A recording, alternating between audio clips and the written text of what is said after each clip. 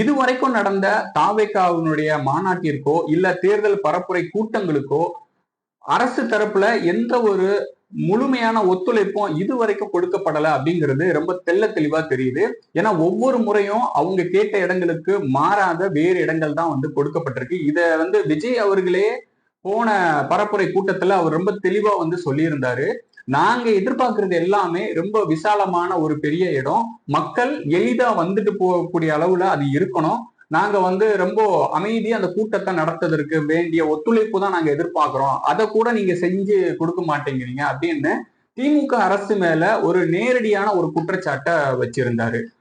மதுரையில நடந்த மாநாட்டுல கூட மதுரை திமுக நிர்வாகி மூர்த்தி அப்படிங்கிறவர் மிகப்பெரிய இடையூறுகளையும் தடைகளையும் அந்த மாநாட்டிற்கு ஏற்படுத்தினார் அப்படின்னு தமிழக வெற்றி கழகத்தினுடைய நிர்வாகிகள் அந்த மாநாட்டிலேயே குற்றம் சாட்டி இருந்தாங்க. அது மட்டும் இல்லாம திமுகவினுடைய அபிமானிகளான சில பத்திரிகையாளர்கள் முக்தார் போன்ற நபர்கள் அந்த மாநாட்டுல தண்ணி வர்ற ஒரு இடத்துல பைப்ல தண்ணி வராத மாதிரி மக்களுக்கு காட்டுறதுக்காக நிறைய சித்து வேலைகள்லாம் அந்த இடத்துல செஞ்சுக்கிட்டு இருந்தாரு. அதை ஷூட் பண்ணிட்டு இருந்தாரு.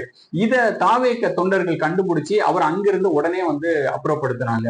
இந்த மாதிரி தமிழக வெற்றி கழகத்தினுடைய கட்சிக்கும் தலைவர் விஜய் அவர்களுக்கும் ஒரு களங்கம் ஏற்படுத்தணும், ஒரு கெட்ட பெயர் ஏற்படுத்தணும் அப்படிங்கிறதுக்காகவே தொடர்ந்து திமுக அரசாங்கம் இந்த மாதிரியான நெருக்கடிகளையும் தடைகளையும் இடையூறுகளையும் தொடர்ந்து செஞ்சுக்கிட்டு இருக்காங்க.